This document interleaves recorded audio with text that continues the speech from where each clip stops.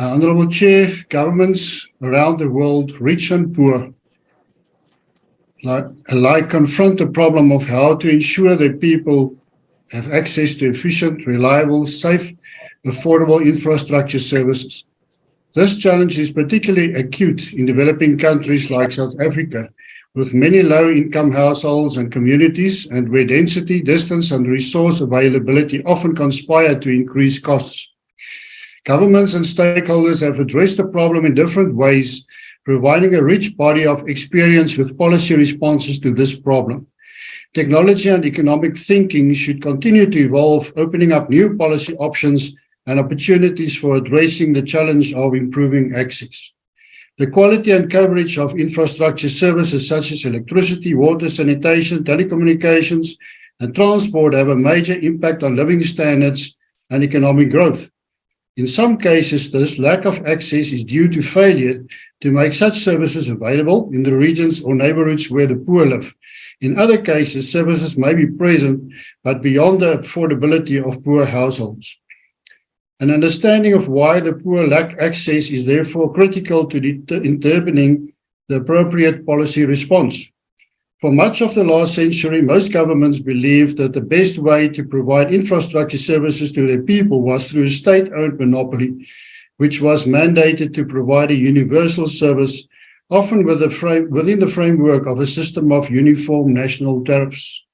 This approach was expected to take advantage of economies of scale and scope in what were thought to be naturally monopolistic activities to ensure access to stable funding for major investments and to be able to meet the goal of universal access through a system of cross-subsidies between high and low income users.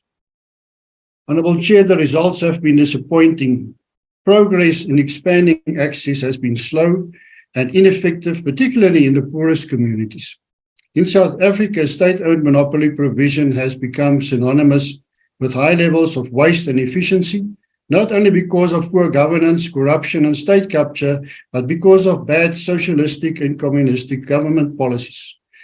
Those denied access to formal services have responded by seeking substitutes where the real per unit costs are high relatively to costs of services provided through formal networks, and in addition, they may face high non-monetary costs, such as the cost of time women or children spend gathering firewood or fetching water, rather than attending school or pursuing income-generating activities.